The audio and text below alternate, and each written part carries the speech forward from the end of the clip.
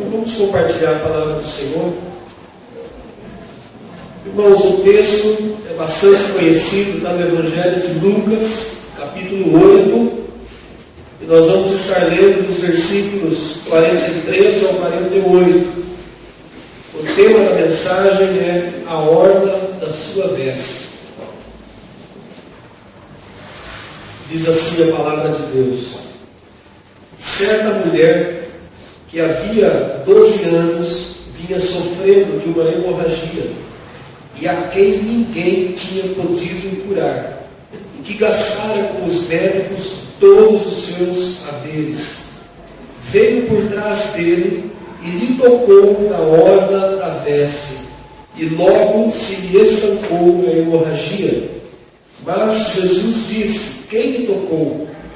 Como todos negassem, Pedro, com seus companheiros, disse: mestre, as multidões te apertam e te oprimem, e dizes: quem lhe tocou? Contudo, Jesus insistiu: alguém me tocou, porque senti que de mim saiu o poder.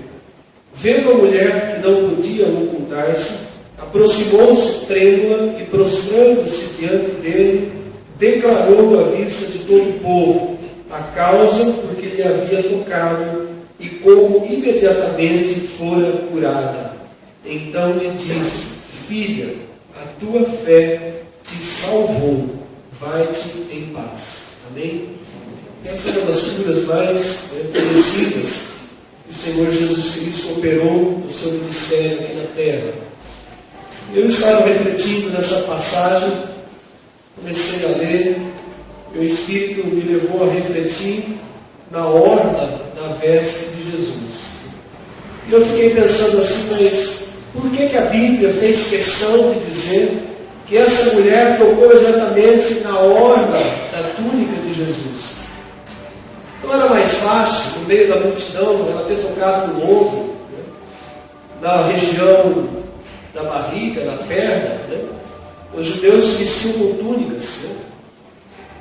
Naturalmente seria mais fácil que no meio da multidão ela tocasse em qualquer parte da veste de Jesus.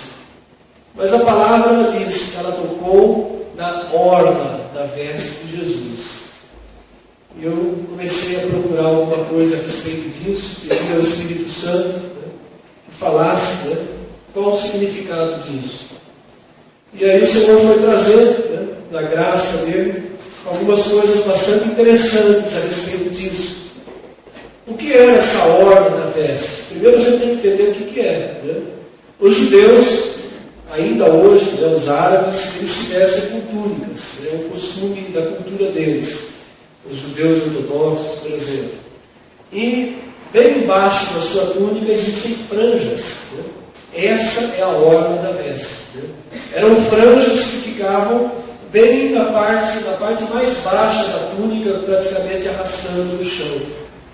E esse costume, essa tradição, ela vem desde tempos remotos, quando Deus instruiu Moisés a fazer as vestes do primeiro sumo sacerdote, que foi o seu irmão Arão.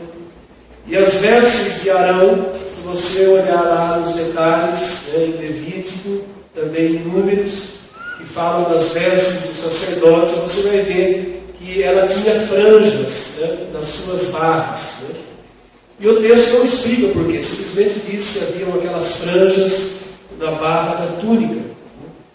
E os judeus, no decorrer da história, começaram também a colocar essas franjas na barra de suas túnicas.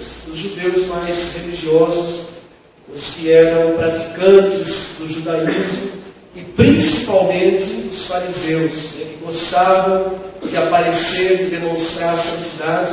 Inclusive há um texto lá de Mateus 23, versículo 5, que diz assim: praticam, porém, todas as suas obras com o fim de serem vistos dos homens, pois alargam os seus filactérios e alongam as suas franjas. Jesus estava repreendendo os fariseus. Os fariseus usavam essa túnica e eles faziam orlas, franjas bem maiores, para serem bem vistas naquelas franjas. E além disso, eles usavam o que o texto chama de filactério, que eram algumas caixinhas onde haviam escritos os mandamentos de Deus, e eles amarravam elas na testa ou no braço, e carregavam isso por onde eles iam, como um gesto de religiosidade, demonstrando assim que eles estavam obedientes aos mandamentos de Deus. As franjas nas bordas das vestes, elas levavam a cada um dos homens a olharem para os mandamentos de Deus. Eles começaram a usar aquelas franjas na orla de suas vestes como se fosse uma lembrança dos mandamentos de Deus. Então, toda vez que um judeu olhava para o seu pé, normalmente depois de um dia de caminhada, seus pés estavam sujos, precisavam serem lavados, ou quando ele olhava para baixo, caminhava, ele via as franjas na sua túnica, e ele se lembrava dos mandamentos de Deus. Era uma simbologia que fazia parte da cultura da época. Mas é interessante a gente olhar para isso, amados, porque essa simbologia também está ligada com outras duas questões da cultura judaica. A primeira delas eram as cidades de refúgio que existia na época de Israel, na época em que as tribos tomaram posse da terra prometida, e Deus estabeleceu algumas cidades que eram chamadas cidades de refúgio. Inclusive uma delas se chamava Manaim, que é, por exemplo, onde Davi se refugiou quando ele fugiu de Absalão. As cidades de refúgio, elas serviam para que, se alguém por acaso tivesse cometido um crime, um homicídio doloso, que se chama um crime sem querer, cometeu lá um ato, uma situação de trabalho, de repente ele matou o amigo que estava trabalhando junto por acidente.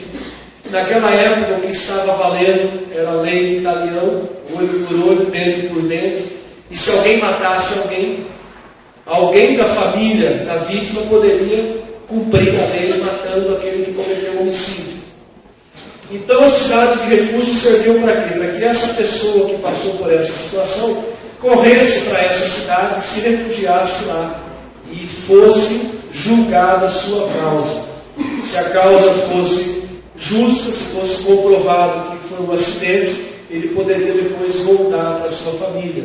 Os anciãos do povo julgavam aquelas circunstâncias, e isso acontecia no meio do povo de Israel.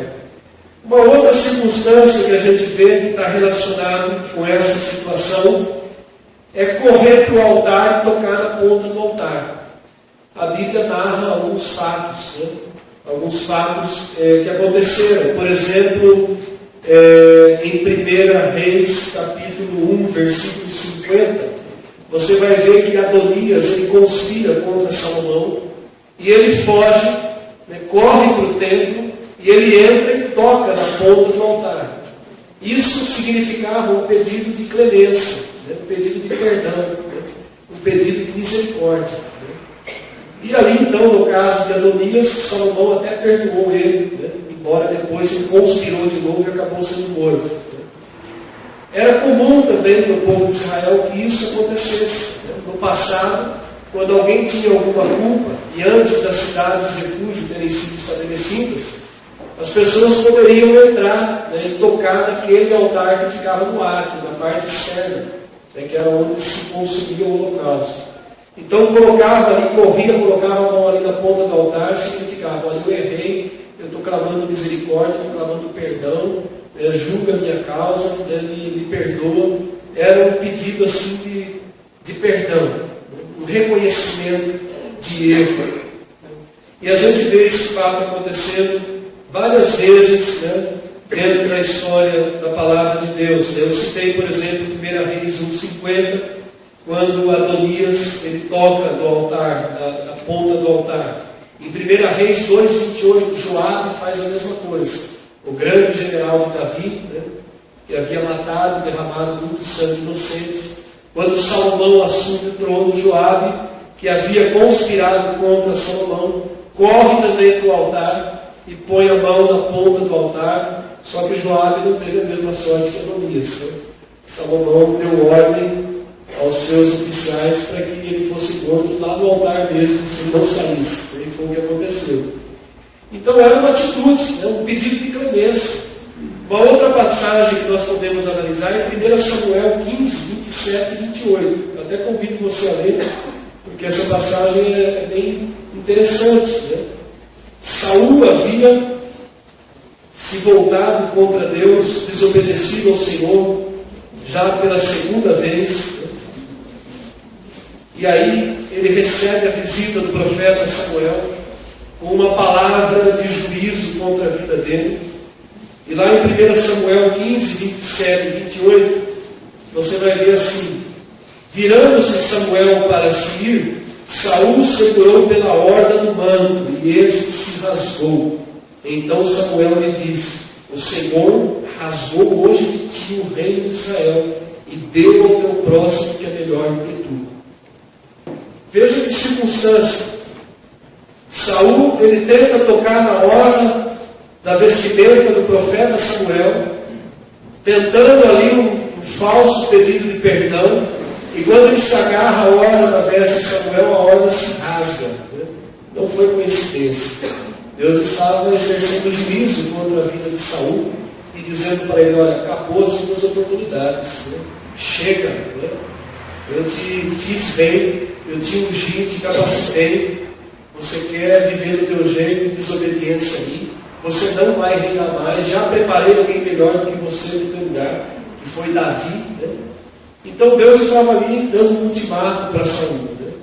Então, amados, essa é uma situação que nós vemos dentro da palavra de Deus. E aí nós voltamos para o nosso texto, né? O texto daquela mulher. Mulher essa que vivia já há 12 anos com uma enfermidade. E pior, a enfermidade dessa mulher era uma hemorragia, uma menstruação constante. O que dentro da cultura judaica tornava essa mulher impura. Ou seja, essa mulher não podia sair da sua casa, se misturar com o povo, porque se alguém soubesse que ela estava, né, nos seus dias, as mulheres, quando menstruavam naquela época, elas não saíam praticamente das suas casas, por causa da cultura, né, era considerado imundo. Né? Então essa mulher já fazia 12 anos que vivia nessa situação. Nós já tivemos a oportunidade de orar e também de ver algumas mulheres que foram curadas de situações semelhantes. Né? Como é horrível, né, uma mulher viver uma condição dessa, ainda nos dias de hoje. Então aquela mulher, além de toda a circunstância, ela nem poderia se aproximar de Jesus. E aí nós vemos ela tomando uma atitude, um posicionamento corajoso. Aquela mulher, quando ouve que Jesus ia passar por aquela cidade, ela diz assim: eu preciso ir, eu preciso buscar a minha cura, eu preciso tocar nas vestes de Jesus, eu preciso que Ele me cure. A fama de Jesus era bastante conhecida já. E ela toma coragem, ela se mistura no meio do povo, e quando Jesus passa por ela, imagine, aqui começa algo interessante, que essa mulher, para poder tocar na orla da veste de Jesus, ela não estava de pé. Com certeza ela estava prostrada. Ela não estava numa condição de alguém que se coloca à mesma altura. Ela se prostra e ela busca propositalmente a orla da veste de Jesus. E a gente precisa entender isso no contexto. Porque na época de Jesus, eu disse que os fariseus gostavam de usar as suas túnicas com franjas grandes. E quem vestia a túnica mais importante naquela época, que tinha as franjas mais compridas, era o sumo sacerdote, que ficava oficializando dentro do templo. E fazia parte da cultura da época, inclusive o historiador Joséfo narra situações assim, de que pessoas buscavam o sumo sacerdote muitas vezes para tocar na orla da sua veste e receber perdão. Porque era o sumo sacerdote que fazia, né, o ofício, né, de celebrar aquele momento onde o povo recebia perdão. Então havia também um contexto histórico, um contexto judaico dentro daquela situação. Por isso que naquela ocasião, A mulher busca exatamente a orla da veste de Jesus. Então, quando ela toca na orla da veste de Jesus, ela estava reconhecendo Jesus Cristo como verdadeiro sumo sacerdote. Não aquele que estava lá no templo, usurpando a posição do sumo sacerdote. Mas ela conhece Jesus, o verdadeiro sumo sacerdote. Aquele que podia perdoar os seus pecados. Porque também dentro da cultura, a enfermidade significava pecado. Muitas vezes as pessoas enfermas, elas eram acusadas. Né? Por exemplo, os leprosos, né? As pessoas olhavam para eles e taxavam de pecadores. Olha, ele tem lepra porque ele é um pecador. Se não foi ele que pegou, foram os seus pais. Né? O cego que Jesus curou. Né? Olha, ele é cego porque se não foi ele, é porque os pais pecaram. Por isso que nasceu cego. Havia toda uma cumplicidade com o pecado. E aquela mulher ela também entendia que talvez a sua enfermidade fosse relacionada ao pecado que existia. Então ela se prostra. Ela vai para os pés de Jesus Cristo, reconhecendo Ele como verdadeiro sumo sacerdote. E ela toca na orla da sua veste. E aí, no momento em que ela toca, ela é instantaneamente curada. Jesus sente que dele saía poder. E aí Jesus quer saber quem foi que tocou na sua veste. Imagina que no meio daquela confusão, pessoas de todos os lados, né? Jesus olhando quem me tocou, ele sabia. E os discípulos ali, mas como o senhor vai querer saber quem tocou? Olha que multidão que está aqui. Mas ele queria fazer algo mais. Né? A mulher, ela se apresenta publicamente. Aqui tem um significado também todo especial. Ela assume publicamente a condição dela de pecadora, de necessitada. Ela conta para todo mundo que estava ali, olha, faz 12 anos que eu tenho hemorragia, já gastei tudo que eu tinha com os médicos, não consigo, ninguém me curou até hoje. Mas quando eu toquei na orla da veste de Jesus, eu fui curada. E aí nós vemos Jesus dizendo algo muito profundo. Ele não diz para a mulher, a tua fé te curou. Ele diz no versículo 48, filha, a tua fé te salvou. Há uma diferença. Ela não foi apenas curada da sua enfermidade física, ela foi salva. Porque naquele momento que ela reconheceu Jesus como sumo sacerdote, o que podia intermediá-la diante de Deus, o que podia dar a ela verdadeiro perdão, ela recebe salvação. Ela passa num instante, em alguns minutos, pelo processo genuíno de uma conversão. Ela se reconhece como pecadora, ela se arrepende, ela toma uma posição de fé, ela vai em direção ao Mestre, ela se expõe, confessando, e ela recebe a maior bênção que o ser humano pode receber, que não foi a cura física, mas foi a salvação em Jesus Cristo. Então, quando nós olhamos para essa passagem, nós trazemos para a nossa vida a nossa situação diante de Deus é exatamente a mesma situação dessa mulher. Há uma hemorragia em nós. Há algo que está nos matando. Há algo que tem nos matado todos os dias. E esse algo se chama pecado. A palavra de Deus diz em Isaías 59, versículo 2. Eu vou ler esse versículo. Mas as vossas iniquidades, elas fazem separação entre vós e o vosso Deus. E os vossos pecados encobrem o seu rosto de vós, para que não vos ouçam. O pecado é algo terrível na vida do ser humano.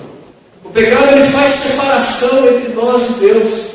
Nós não conseguimos nos achegar a Deus quando a nossa vida está enlameada no pecado. Nós até fugimos de Deus. Nós nos escondemos, né? como Adão tentou se esconder. Quando a nossa alma está pesarosa, né, reconhecendo que pecamos, nós só temos uma alternativa.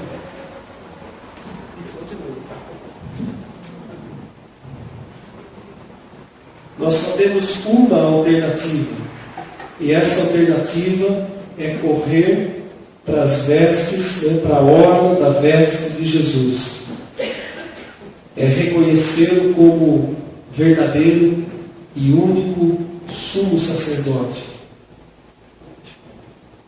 Como aquele que fez a única e perfeita propiciação, derramando o seu sangue, apresentando o seu sangue ao Pai. Então essa é a situação de todo ser humano. Nós que compreendemos essa passagem, né, que temos consciência de que podemos alcançar perdão e misericórdia, então nós podemos nos achegar a Cristo todos os dias. Né? Todos os dias. Você não é obrigado a carregar esse peso de morte que é o pecado. Aliás, Paulo, lá em Romanos 6, 23, ele diz que o salário do pecado é a morte. O pecado, ele paga um salário. Né? E esse salário que ele paga é a morte. Mas Paulo completa dizendo: o dom gratuito de Deus é a vida eterna em Cristo Jesus. Enquanto o salário do pecado é a morte, o dom gratuito de Deus é a vida eterna, é a salvação. Então, se esse dom é gratuito, por que eu vou esperar a morte pagar para mim o seu salário? Até quando eu vou ficar procrastinando, atrasando a minha reconciliação com Deus? Até quando eu vou ficar enrolando a minha situação de vida? Aquela mulher ficou por 12 anos sofrendo aquela enfermidade. Nós saímos fora do aspecto físico e entramos no aspecto espiritual dessa circunstância. Aquela mulher chegou um dia em que ela tomou uma posição. Ela falou: basta, chega, não dá mais para eu continuar a minha vida desse jeito. Para mim levou 33 anos, a minha conversão ocorreu há 33 anos. Né? Embora eu havia nascido num lar cristão, eu não tinha compreensão da salvação de Jesus Cristo. Eu queria alcançar o perdão de Deus fazendo boas obras dentro da doutrina onde nós crescemos. Né? Você deveria fazer boas obras para alcançar o perdão de Deus. E depois a gente veio aprender pela palavra que o perdão, a graça é de graça. E que hoje eu faço boas obras porque eu sou salvo, não para que eu seja salvo. Então, amados, é diferente. É diferente você dizer: eu sou cristão, eu já ouvi falar de Cristo, eu conheço a Cristo. Eu sou bom, eu não bebo, não fumo, não roubo, não mato, não pratico prostituição, não tenho vícios, não faço isso, não faço aquilo. O fariseu também falava, fazia tudo isso. Quem é bom como fariseu? Né? Orava, né?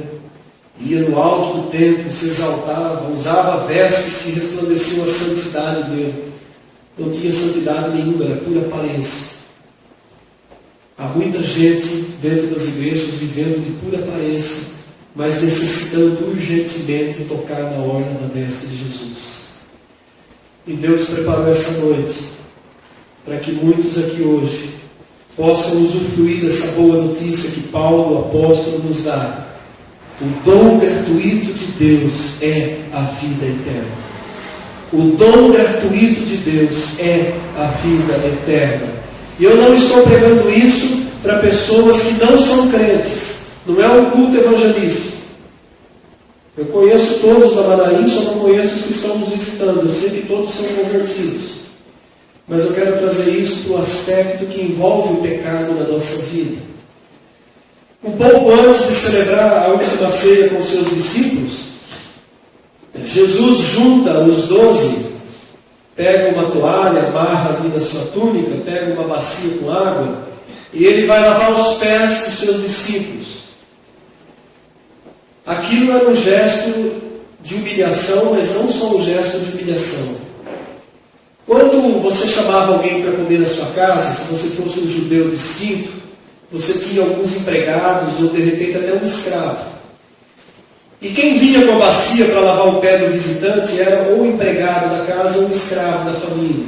E lavava os pés da pessoa que vinha, lavava as mãos, o rosto. Né? Era um costume dentro da cultura judaica. Jesus toma aquela postura e ele vai lavar os pés dos discípulos. E os discípulos ficam incomodados com aquilo. Né? E Pedrão, né? O Pedro se manifesta: não, Senhor, os meus pés o Senhor não vai lavar.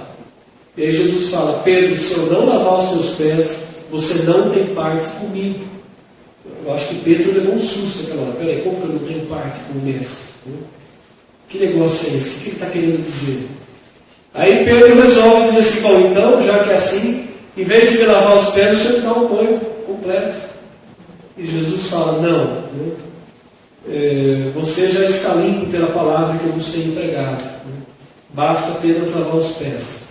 Havia um significado nisso, amados. Os pés sujos representavam o pecado. A poeira que ficava no pé todo dia, no final do dia, representava o pecado. Todos os dias, chega no final do dia, nós tomamos um banho, nós estamos suados. Imagina, o pecado é isso. Por mais que nós sejamos cristãos, somos salvos, convertidos, nós pecamos todos os dias. Então nosso pé está cheio de poeira. E Jesus estava lavando os pés também nesse sentido, porque logo em seguida ele celebraria a ceia e depois ele iria para o Getsemane e depois ele iria para a cruz. Então veja que coisa tremenda que Jesus estava fazendo. Para nós significa isso hoje. Olha, todos os dias nós precisamos lavar os nossos pés. Eu lembro que no dia do aniversário do Pedrinho, nós fomos numa chácara, e pegamos um pedaço de uma estrada de terra, e como faz tempo que não chove, aliás, eu peço para a igreja estar orando por chuvas, o carro ficou bem empoeirado. E eu tinha encerado o carro naquela semana. Lavei, encerei, E a hora que eu vim para casa, eu estava entrando numa rua, eu até comentei com a Madalena, dava para ver a poeira grudada em cima do capô do carro. Eu falei: olha só, eu lavei o carro, encerei, a lataria estava lisinha. Aí eu peguei a estrada, andei com o carro a 80 por hora, a poeira não sai. Ela grudou ali. Como que pode grudar? O que era preciso fazer? Lavar o carro de novo, bater água, limpar. O pecado é exatamente assim. Você se limpa, se lava, pede perdão, se reconcilia com Deus, de repente vai lá fora, pega a estrada de poeira, o mundo se suja. Aí o que precisa? Vai ficar empoeirado? Vai ficar com o peso daquilo de novo? Não. Nós que cremos na palavra sabemos que há uma forma de nos reconciliarmos novamente com Deus. E essa forma Paulo deixou ela clara. O dom gratuito de Deus é a vida eterna em Cristo Jesus. 1 João 2,9: se confessares os vossos pecados, Ele é fiel e justo para vos perdoar os pecados. Nós normalmente usamos esse texto só no culto do domingo que vem, que é a celebração da ceia, porque nós vamos participar da ceia e precisamos pedir perdão dos pecados. Amados, todos os dias. Eu duvido que tenha alguém aqui que passe um dia sem pecar. E o problema é exatamente esse. Nós começamos a nos orgulhar da nossa condição de filhos de Deus e achamos que não precisamos mais nos arrependermos dos nossos pecados. E aí a gente começa a fazer vista grossa para o nosso pecado. Deus vai me perdoar, é assim mesmo. Não tem jeito, Eu sou pecador mesmo, amanhã eu vou pecar de novo. Por que eu vou orar hoje pedindo perdão? Porque toda vez que você ora pedindo perdão, você reconhece quem você é e quem Deus é na sua vida. Há muitos cristãos que deixaram o coração endurecer por causa do orgulho de se acharem que já são bons demais e que não precisa se dobrar o joelho todos os dias e clamar a misericórdia de Deus. Nós somos salvos, sim, glória a Deus. Nós não podemos esquecer que, apesar de salvos, continuamos sendo pecadores. E aí a gente olha para as vestes do povo judeu e até para as próprias vestes de Jesus, e a gente vê que tinha algum sentido, sim, eles deixarem franjas nas suas túnicas. Todas as vezes que eles olhavam para as orlas, eles se lembravam que eles eram pecadores. Eles se lembravam que eles tinham que pedir o perdão. Eles não tinham o privilégio que nós temos hoje, da graça de Cristo. Eles tinham que fazer sacrifícios, ir no templo, sacrificar um animal, esperar o sacerdote derramar o sangue na ponta do altar, né? Tudo isso. Nós não precisamos fazer sacrifícios, não precisamos matar animais, não precisamos fazer campanhas, não precisamos aumentar a nossa oferta para a gente ser perdoado. Nada disso. A única coisa que nós precisamos é fazer o que aquela mulher fez. Procurar a orla da veste do único e verdadeiro sumo sacerdote, de Jesus Cristo. Vamos levantar as nossas mãos. Que a graça e a paz do Senhor Jesus Cristo, o amor do Pai e a comunhão do Espírito Santo permaneçam conosco todos os dias. Amém e glória a Deus.